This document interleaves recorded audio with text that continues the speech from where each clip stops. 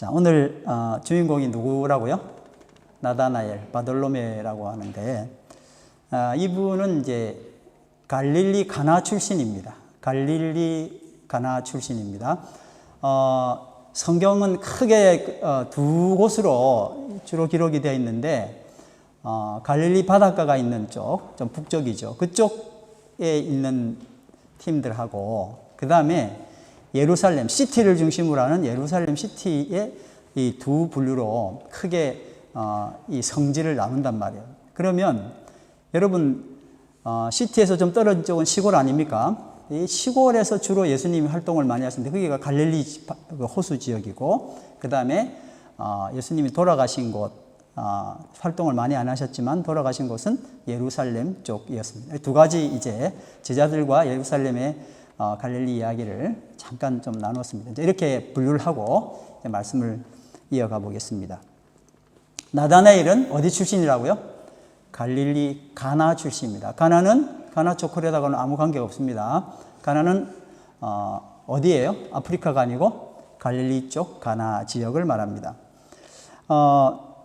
근데 이분은 오늘 본문으로 읽었던 요한복음 1장하고 그리고 요한복음 21장 그렇게 딱 두 번만 나오는 제자입니다. 도합 두 번 등장하는 별로 인지도 높지 않은 예수님의 제자입니다.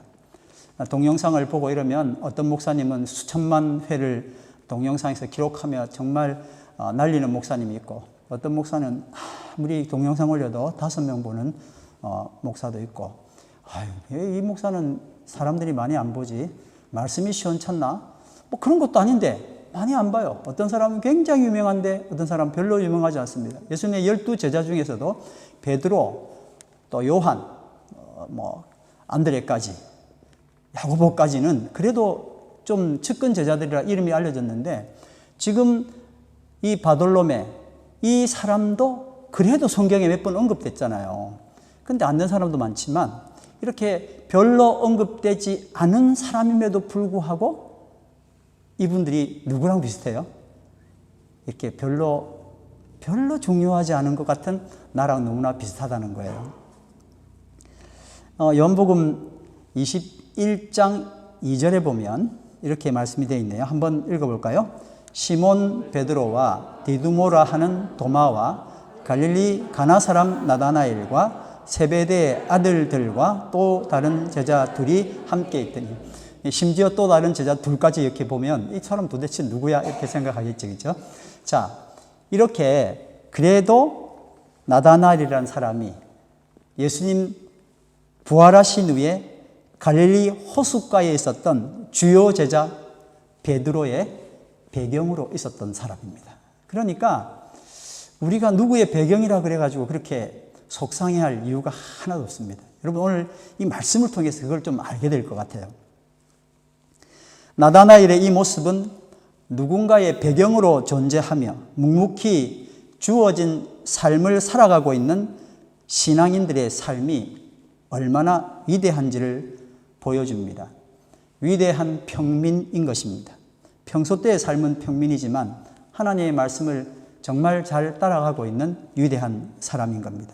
이렇게 요한복음에 딱 두 번 등장하지만 당당히 예수님 12제자로서 어떤 사명이 있었는지 여러분 한번 그 사명을 멋지게 감당하는 그의 모습을 보시길 바랍니다. 이제 본문 말씀 요한복음 1장을 보겠습니다. 43절 44절 말씀입니다. 시작.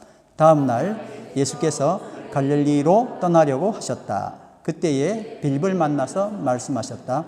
나를 따라오너라. 처음부터 빌립은 베세다 출신으로 안드레와 베드로와 한 고향 사람이다. 처음부터 예수님이 이렇게 한 사람을 여러 제자들을 불러내면서 소개하는 겁니다. 다음 날 예수께서 갈릴리로 떠나려고 하셨다. 어디 계셨다는 뜻일까요, 그러면? 예루살렘에 계신 거예요. 이제 성경 우리가 다 읽어서 그런데 하여튼 예수님은 그때 예루살렘에 계셨었어요. 그리고 이제 갈릴리로 떠나려고 하신단 말이에요. 그 말씀을 하고 있는 겁니다. 이렇게 그 자리에서 누구를 만나셨냐면 빌립을 만났습니다. 우연을 가장한 필연이죠. 그를 부르셨습니다. 빌립은 역시 갈릴리 출신입니다. 벳세다인데 어부들의 집, 벳 하면 뭡니까? 벳은 집이라는 뜻이죠. 벳세다, 어부들의 집.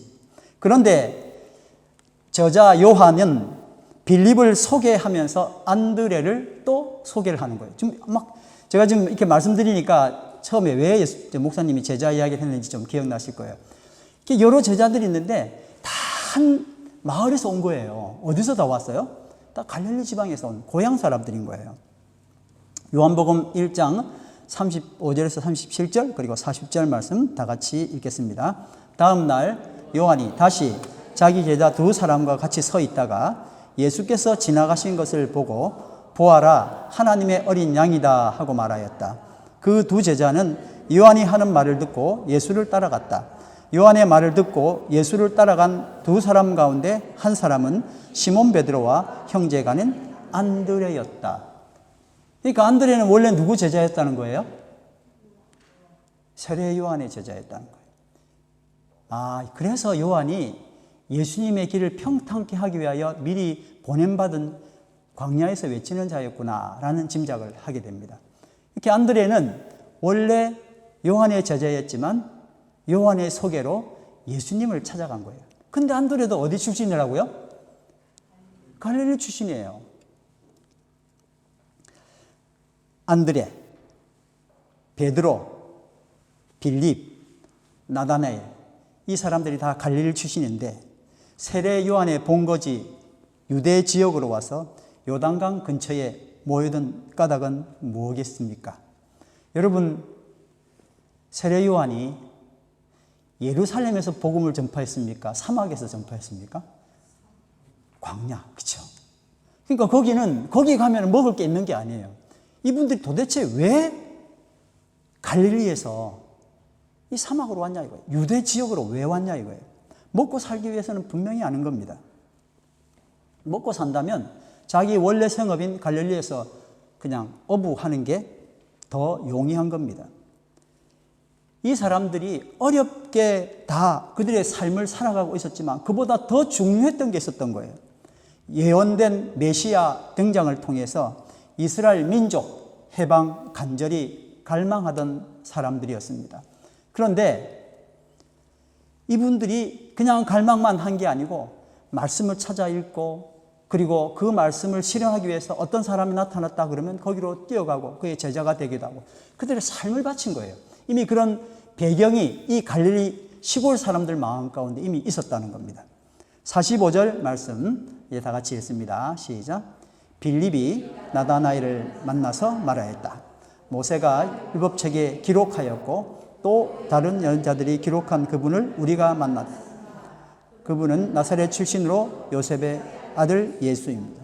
자, 빌립이 나다나엘을 빌립은 예수님이 너 나 좀 따라와 라고 말했을 때 그걸 저분 한번 따라가 볼까 이런 게 아니고 자기가 지금까지 연구했던 말씀하고 뭔가가 맞는 거예요. 그래서 주님을 따라간 거군요. 그리고 따라갔을 뿐만 아니라 그렇게 어떤 메시아가 누군지 그분이 정말 지금 이 순간에 나타났는지에 대한 갈망을 하고 있는 말씀과 일치된 분이 누가 있나 하고 갈망하고 있는 나다나엘을 찾아가서 이야기를 했다는 거예요.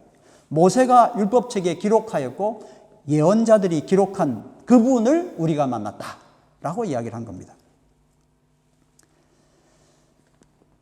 모세의 율법 예언서에 능했다. 그리고 메시아를 대망하고 있었다라는 것이 이 사람의 특징이었습니다. 그리고 예수님을 만나자마자 그가 바로 메시아다 이렇게 확정한 겁니다.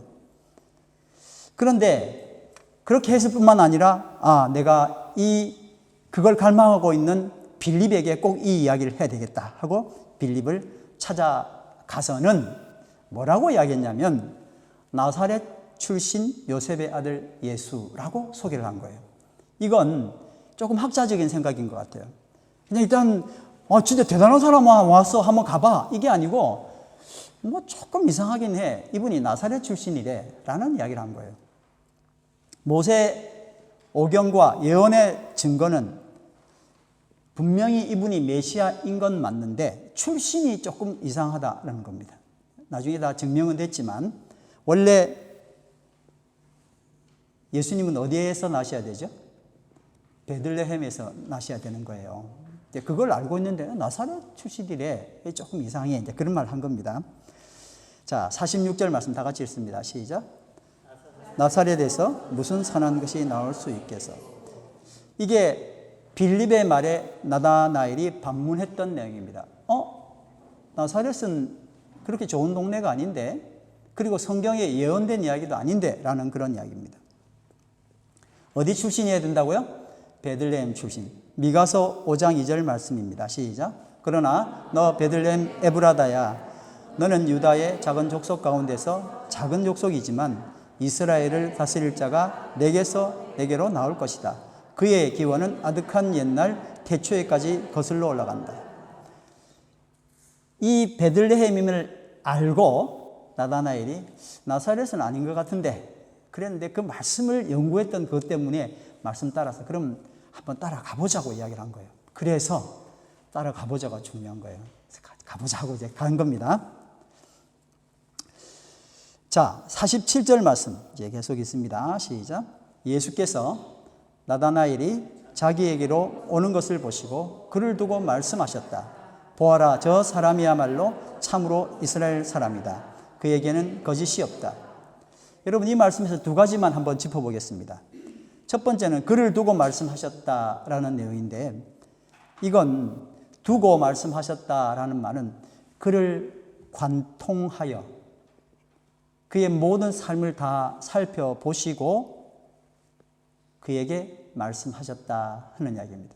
그에 관하여 나 목사님은 이런 분이야 라고 말하는 게 아니라 그의 삶을 다 관통해서 저 사람은 누구야 라고 말씀하실 수 있는 분은 예수님이십니다.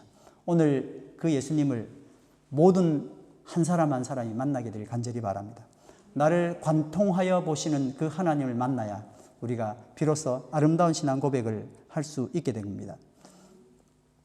근데 그 말씀을 통해서 두 번째 뭐라고 이야기하셨냐? 그에게는 거짓이 없다라고 말씀하셨어요. 그 속에는 간사한 것이 없다. 그 속에는 간사한 것이 없다라고 말씀하신 건데, 겉만 보신 것이 아니라 그 속을 보신 예수님의 배려였던 겁니다. 이제 이 말씀을 그냥 쑥 읽으면 뭐 그런가 보다 생각하지만 사실은 나다나엘 개인에게 있어서는 이 말씀이 굉장히 천둥처럼 충격적인 말씀이었었어요. 그에게는 거짓이 없다. 이것 때문에 이 사람은 너무나 행복했어요. 너무 충격받고 행복했습니다. 여러분, 어떤 사람이 그냥 쑥 지나가는 이야기로 나에게 칭찬하면 감사합니다 정도는 했을 겁니다. 그렇죠? 근데 내 마음을 너무나 잘 알고 내 마음에 있는 이야기를 만약에 꺼냈다면 내가 다른 질문을 할 수밖에 없을 거예요. 그래서 나다나엘은 감사합니다 라고 하지 않고 뭐라고 반응을 했습니까? 어떻게 나를 아십니까? 라고 주님께 물어본 거예요. 한번 따라합니다. 어떻게 나를 아십니까? 오늘 그 질문을 예수님께 해보시기 바랍니다. 어떻게 나를 아세요? 왜 몰라? 뭐 다 알지 뭐. 그렇지만 이 질문을 해봐야 돼. 어떻게 나를 아세요? 예수님은 나다나엘을 아셨습니다. 나다나엘에 관하여 그의 출생이 어떻고 그의 부모가 어떻고 라는 것을 아실 뿐만 아니라 나다나엘의 체질과 그의 고민과 그의 고통을 관통하여 다 아셨다 하는 겁니다. 남들이 뭐라 해도 예수님은 나다나엘이 겪어온 과거를 다 아셨습니다. 그는 편견을 당하고 있었습니다. 그럼에도 불구하고 그는 또 편견으로 세상을 바라보고 세상을 판단하는 것도 예수님은 다 아셨습니다.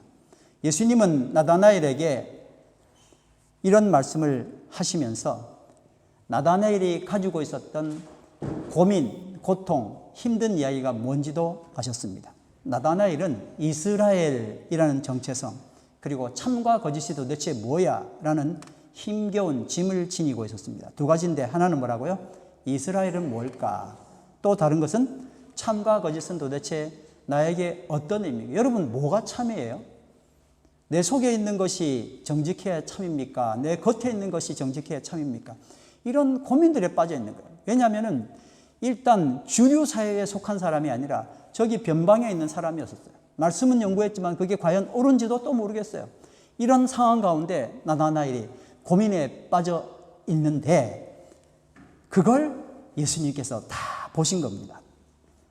예수님은 너는 참이야, 내 속에는 거짓이 없어 라고 말씀해 주신 겁니다. 겉으로 드러난 그의 평판은 그의 속과는 다른 것이었습니다. 그러나 그의 속을 아시는 예수님께서 그 자신도 모르는 그의 속마음을 읽어주신 겁니다. 되게 행복하죠.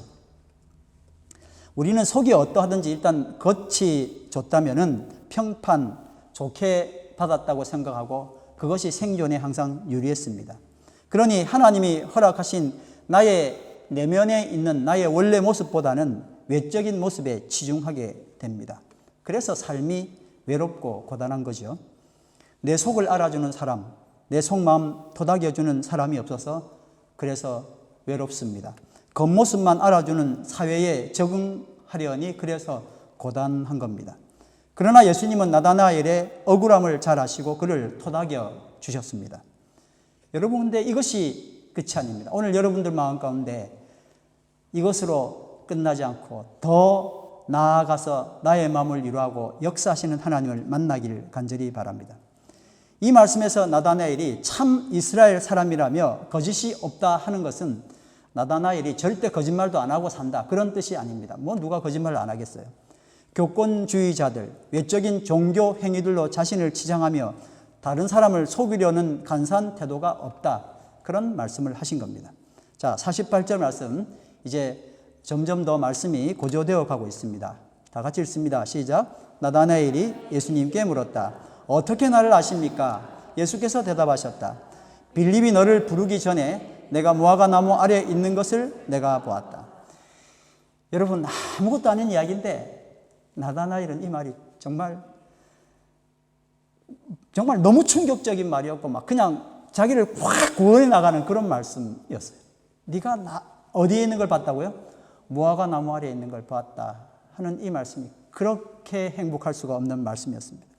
어떻게 나를 아십니까? 당신이 나를 알긴 알아요. 그런 뜻이 아니고 어떻게 저를 이렇게나 잘 아신다는 말입니까? 라는 존경과 기쁨과 감사함 담긴 감탄의 말이었습니다. 예수님은 빌립의 소개로 너를 안 게 아니라 언제부터 알았다고요? 네가 무화과 나무 아래 있을 때부터 알았다. 여러분, 만약에 나다나엘이 무화과 나무 밑에서 무화과를 따먹고 있었다면 혹은 무화과 나무에서 낮잠을 자고 있었다면 이런 말씀은 참 중요하지 않은 말씀입니다. 그렇죠? 네가 무화과 나무에서 낮잠 잘 때부터 봤어. 그런 의미가 아닌 거예요. 무슨 의미일까요? 무화과 나무라는 말은 구약 성경의 푸른 나무 아래와 대비되는 개념입니다. 이사야 57장 5절 말씀, 열왕기상 14장, 열왕기하 16장, 열왕기하 17장, 역대 18장 이 계속 나오는 말씀인데 이게 도대체 어떤 의미일까요? 이사야 57장 5절 말씀 같이 한번 읽겠습니다. 시작. 너희는 상수리 나무 사이에서 모든 푸른 나무 아래에서 정욕에 불타 바람을 피우며 골짜기 가운데서 갈라진 바위 밑에서 자식들을 죽여 제물로 바쳤다. 이게 푸른 나무 아래서의 이야기입니다. 근데 무화과 나무 아래는 자신의 정욕, 이익을 멀리하고 하나님의 기쁨을 위해서 자신을 내려놓는 진짜 세상적으로 말하면 인기 없고 별 볼일 없는 그 자리를 이야기하는 겁니다. 매일 드리는 가정 예배, 개인 큐티, 성경 통독, 말씀 암송, 합심 기도 이런 것들입니다. 주님께 내가 나와서 그냥 잠깐 보여지는 것이 아니라 삶을 통하여 하나님께 찬양 드리는 그 모든 것들이 다 무화과 나무 아래인 겁니다. 나다나엘은 한 번만 아니고 계속 그 자리를 지켜내고 있었던 겁니다. 남들이 알아주거나 나의 이익이 되기 때문에 잡은 자리가 아니라 누구도 모르고 신경 쓰나 안 쓰나 전혀 티 나지 않는 자리, 다 떠나가도 뒷정리하는 자리, 그러나 하나님과 나만 아는 그 자리를 언제나 지키고 있었던 겁니다. 맞는 것 같은데 그 자리가 티가 안 나니 항상 힘들어요. 근데 예수님이 나다나엘 보고 내가 너 거기 있는 것부터 알았었어 라고 말씀해 주신 겁니다. 아멘. 오늘 저는 그 말씀을 드리고 싶은 거예요. 오늘 여기에 그런 많은 무화과 나무 밑 그 자리를 여전히 추구하면서도 불구하고 오해받거나 고통받거나 힘들어했던 여러분들, 주님께서 주시는 위로에 행복하시길 간절히 바랍니다.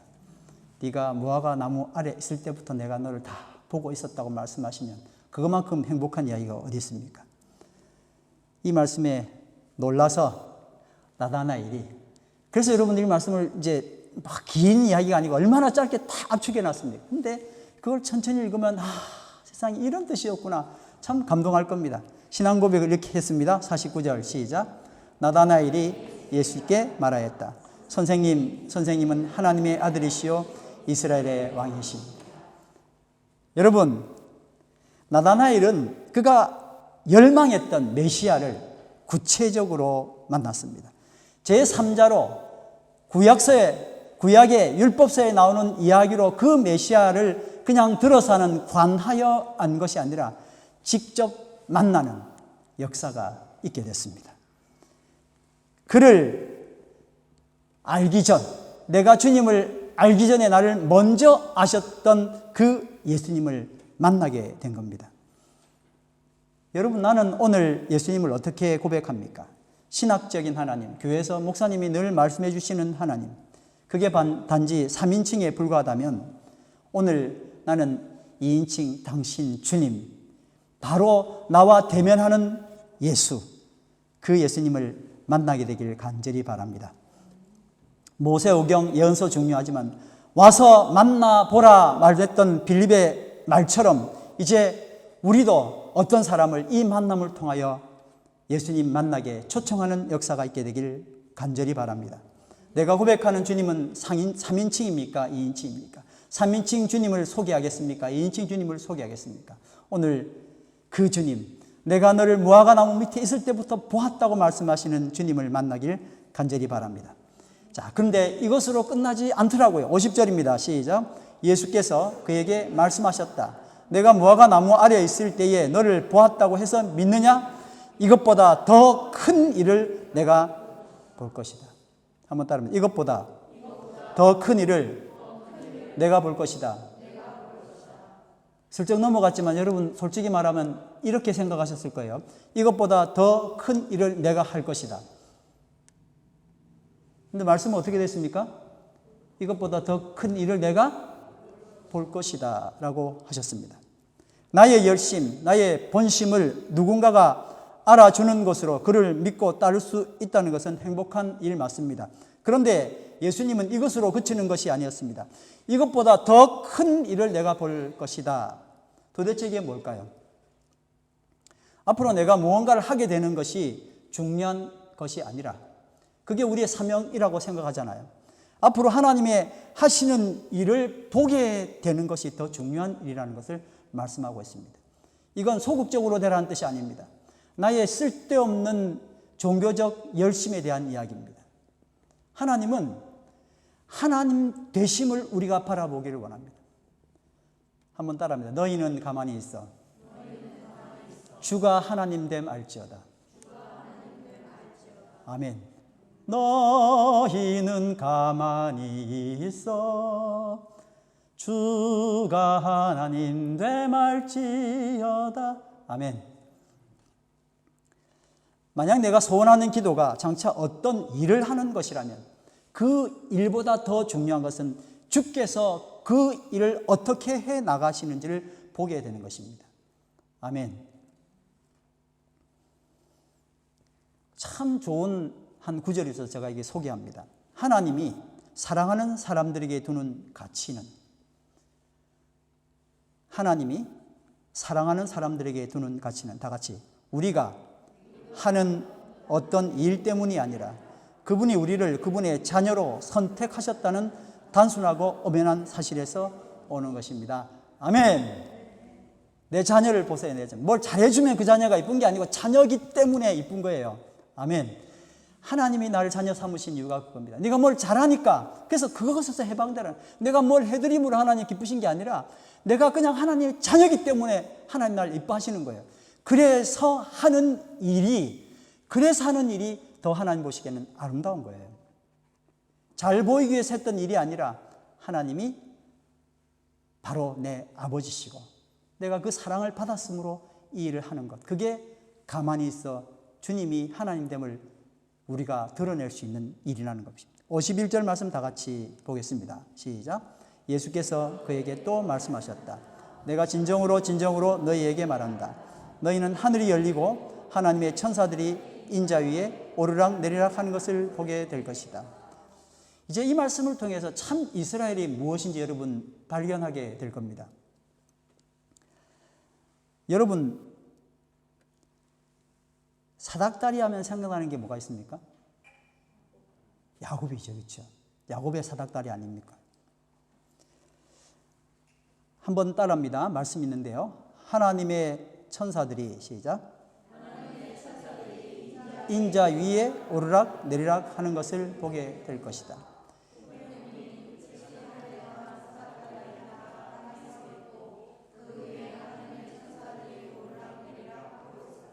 네, 창세기 28장 12절 말씀과 딱 비교가 되는데 창세기 28장 12절에는 하나님의 천사들이 어디에 오르락내리락 했습니까?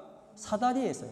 근데 주님께서 말씀하신 것은 인자 위에 오르락내리락 하겠다는 거예요. 그러니까 야곱이 자기와 돌베개 한 자기와 그 다음에 하늘까지 이어진 뭔가가 있었는데 그게 뭐였었어요? 야곱이 본 것은 사다리였단 말이에요. 근데 예수님이 나다나엘에게 하신 말씀은 이 사다리가 천사가 어디로 왔다 갔다 한다고요? 인자 위로, 인자 위로.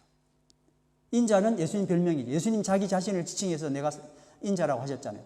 예수님 위로 왔다 갔다 하는 걸 본다는 거예요. 이게 우리 삶의 역사의 흔적이에요. 얼마나 놀라운. 그동안은 어떤 사다리가 있어서 그냥 거기를 왔다 갔다 했는 줄 알았는데 그게 아니라 그분이 바로 예수님이었어요. 여러분, 참 고민되는 게 뭐냐면 도대체 야곱은 어떻게 해서 이스라엘이 됐냐는 거예요.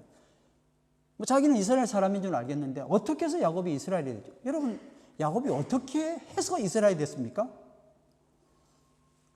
거짓투성이. 야곱이 정말 혀를 다신 무주공산 광야에서 돌 하나 의지해서 잠청하고 도망자 신세로 정말 누구 하나 의지할 수 없는 그에게 그의 행동과는 무관하게 예수님이 자신의 DNA가 있는 그 야곱을 찾아오신 게 이스라엘이 된 거예요. 야곱이 뭐 했습니까? 그냥 돌베개 베고 잔 것밖에 없습니다. 그런데 그에게 이스라엘이라는 이름을 주신 것은 그가 뭔가를 한 것이 아니라 그의 거짓말, 그저 외로움, 답답함, 어떻게 해야 되지 하고 무서워하는 그에게 주님이 찾아오심으로 이스라엘이 된 거예요. 아멘. 왜 찾아오셨습니까? 창세 전부터 이미 적어놨던, 너 다른 건 몰라. 누가 무슨 이야기를 다 해도 나는 내 DNA가 적혀있는 죄를 내가 찾아갈 거야 하고 예수님이 찾아오신 거예요. 그게 야곱, 뒤꿈치 잡는 자에서 뭐가 된 거예요? 하나님과 겨루어, 사람과 겨누어 이겼다는 이스라엘이 된 거예요. 이스라엘의 정체성은 나다나엘은 답답했었어요. 어떻게 이스라엘이 되는 거야? 이스라엘은 도대체 뭐야? 이스라엘은 주님이 찾아오신 거예요.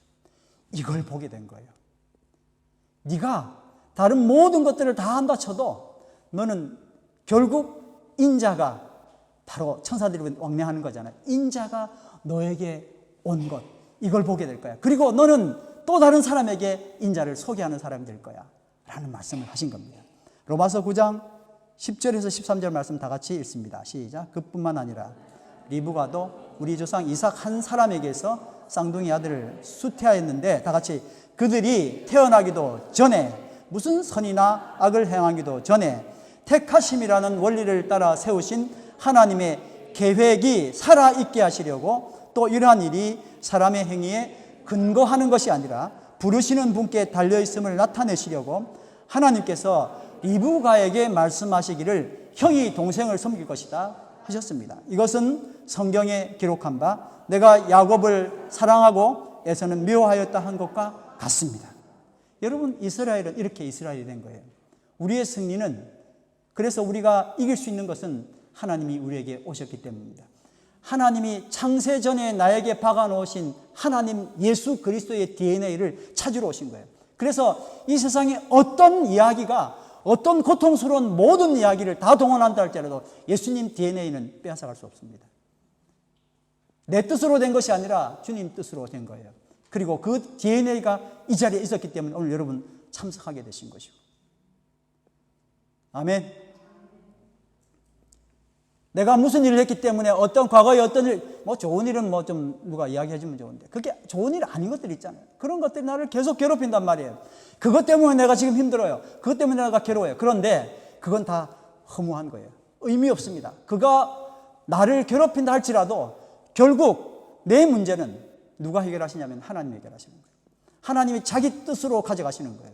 왜냐하면 야곱, 고통스러운 야곱, 힘든 야곱에게 주님이 찾아서 그것과 관계없이 이스라엘로 만들어 주셨기 때문에 그렇습니다.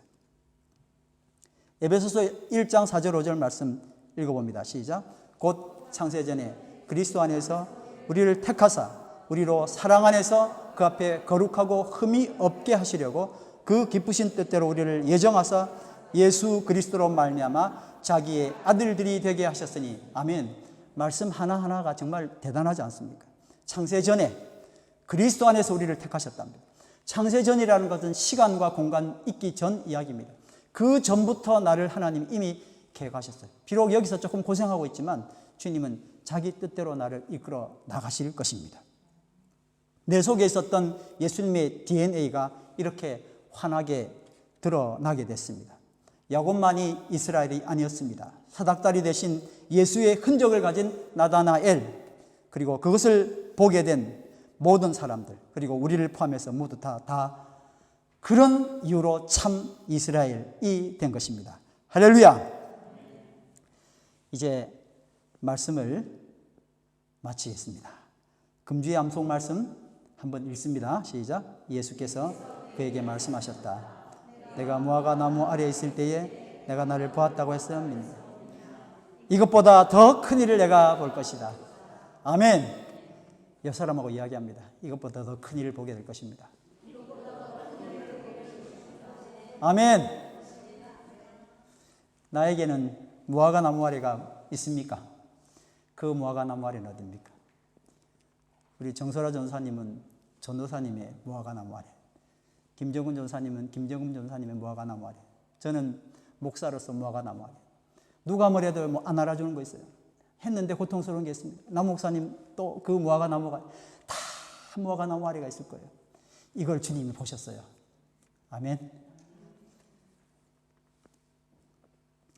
기도하겠습니다. 하나님, 우리를 화려하고 놀랍고 대단한 자리에 있지 않고 그래도 고성스럽지만 이 자리를 지켜온 것이 때로는 너무나 힘들고, 하나님 어떻게 나에게 이럴 수 있습니까? 라고 탄원하기도 했었는데, 오늘 주님 말씀을 통해 네가 그 자리에 있는 거 내가 다 보았다 말씀하시고, 그래서 위로해 주신 것 감사합니다.